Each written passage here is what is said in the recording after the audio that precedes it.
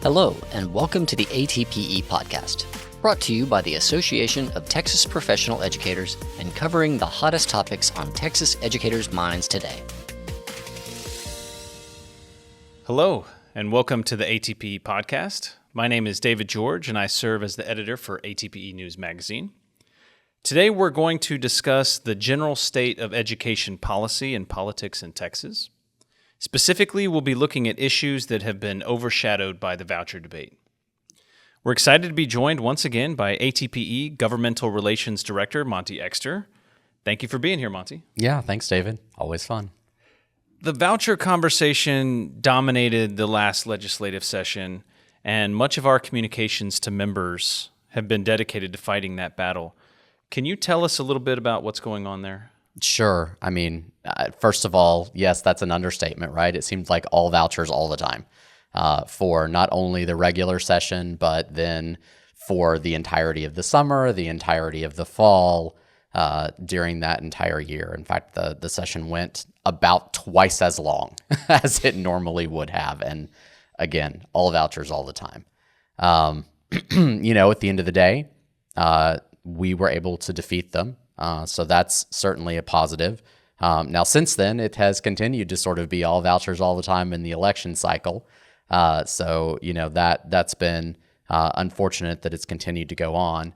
And it doesn't seem like that issue is necessarily going away, but it's certainly not the only issue that's out there. So what about the other things that we're hearing so much about? For example, we could be talking about the teacher pipeline. We could be talking about discipline or teacher pay, school resources. Absolutely. There are lots of issues just like those that are obviously not vouchers. They have nothing to do with privatization, and they're real issues that need to be addressed within the public school system. For example, let's just, take pipeline to start with.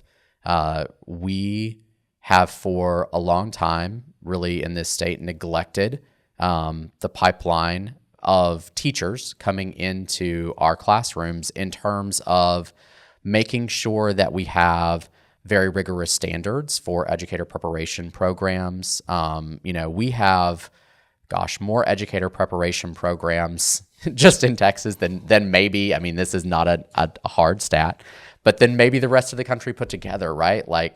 In addition to having all kinds of folks at the collegiate level who are running programs, we also have all of these alternative certification programs. And for a long time, we've worked on trying to sort of increase our standards around those particular programs, who can go into them and what they offer once they get there.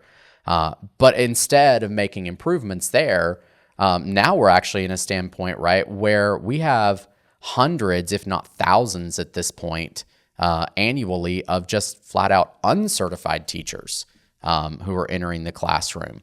And to some extent, we do have to allow for the reality that we do need folks in the classroom, and that because of other issues that we've not addressed, we have a teacher shortage going on, whether it be because of pay or working conditions, and districts need to let somebody in. But that said, it's untenable that we have folks coming in with no real background in education who simply remain uncertified forever. We don't really do that anywhere else in this country. Many states don't allow uncertified teachers at all. Other states that do usually have about a 1-year window before you have to get certified. And so that, for example, is something we need to address. And that's both a policy issue that doesn't necessarily require a whole lot of money, and also maybe a finance issue in terms of creating a grant program to help districts fund people getting certified when they do have to bring somebody in that isn't. What can educators do to impact Texas education policy? Well, a number of things. First of all, we have lots of tools for them to use, for them to directly speak with their legislators. One of the main things that educators can do is to realize that they are the expert in this particular field. They are the ones who know what's going on in the classrooms on a day-to-day basis. They have a pretty good handle on what the problems are. An educator is going to be able to tell you, hey, here are the discipline issues that are happening at my school. And here are the things that I think maybe would be a solution for it. That's another thing is that, when educators are coming to the table, it's really important that you not just bring the problem, but that you also help to bring a solution. Again, ATPE has lots of tools there that can help you connect directly with your legislator. We also have tools, the podcast being one of them, where we will help to talk about some of the issues that maybe you guys should be thinking about before you go in and talk. The other thing, obviously, is that, education is highly regulated by, again, the political class, and those folks are elected. So it is really important that educators continue to be very involved within our elections process, both personally and with their colleagues. In addition to that, they're also going to have to, continue to advocate for themselves with their friends and family and the general public within that space. As far as talking about specifically, like, these are the realities in public education. These are our successes. These are the areas where we can improve, but where we need a little bit of help, and help the public understand how important it is to have good policy in the public education sphere and good resources in the public education sphere, because all of that really is determined at the legislative level. And so we are going to have to be strong as an education community. We're also going to have to, I think, do a little bit better job of reaching out to the broader community, who I think for a long time, educators, and rightfully so, probably had this sense that, hey, we're taking care of your kids. We're taking care of your kids. And so, you're going to take care of us, because of course you would, because we're taking care of your kids. But I think that we can't take for granted the fact that, these culture wars are happening, and that there is a concerted effort on the other side to try to drive the public away from public education. And we can't take for granted that folks know what's going on, that they understand what the issues are, what the solutions might be, and how we get to those solutions. So we're going to have to do a little bit better job of being a part of the broader community in those discussions. In partnering with the community, how are we looking to better communicate with these groups? So, ATPE does a lot of community communications, first of all. We certainly have lots of partnerships, whether it's with admins, with parent groups, all kinds of things in that nature. We do also offer a lot of tools. I mean, it is important, right, how you communicate. We got to be very professional in the way that we do that. And it also, I think, just starts at home with, being open and honest about, what's going on in your classroom and what are the things you need, and that, maybe you haven't gotten a raise in a long time, or maybe, it would be real helpful if you had a few extra paraprofessionals in your classroom, things of that nature. What happens when you get a kid back that's been in an education setting outside the public schools that maybe wasn't so great? Those kinds of issues. And I'm really very proud of our members in particular, because they have seen some of these things. So, for example, we just had the ATPE Summit. At the summit, we always ratify our legislative program. And we've, over the last year, gone through a pretty big process of refining and reorganizing that program. And that's a subject for a whole other podcast. But I did want to bring a little piece of it in that's new.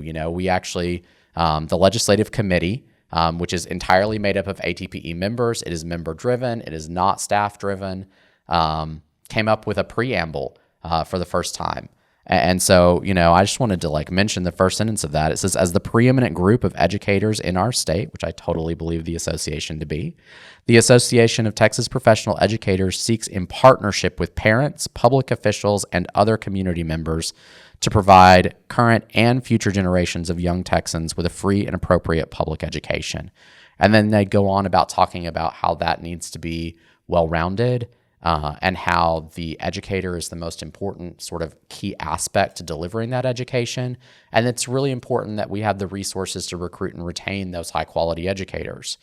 But going back to that first sentence, our members, and our leaders within this organization have recognized that we do have to be a community partner with parents, with the political class, with, the business, chambers of commerce, things of that nature. And they have clearly charged that they want the association to do that. But then the membership also, reflects that, because we are a very member-driven organization. Is there anything else you'd like to say to our members on this topic? Just that we're going to obviously continue to fight. Again, this issue's not going away in terms of vouchers. Mr. Yass just gave an additional $4 million to Governor Abbott in his attempt to buy the Texas legislature from his comfy home in Pennsylvania. So, it's not that it's going away, but also for everybody to understand that we recognize that it is one of a multitude of issues, and that we do and will need to be working on, again, improving the pipeline, working on teacher pay, working on school culture and classroom discipline.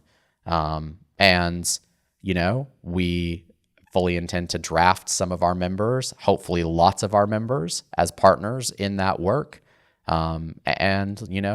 Let's not despair, and I'll get out there and try to improve public education for both our members and moreover for the students they serve, because that's what they always tell me, is that, they want a better public education system for the students.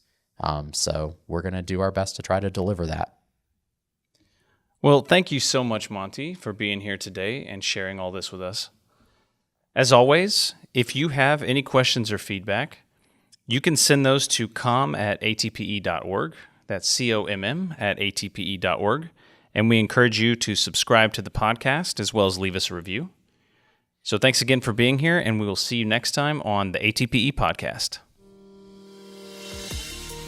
Thanks for listening to the ATPE podcast. For more information about becoming part of Texas's largest community of educators, please visit atpe.org.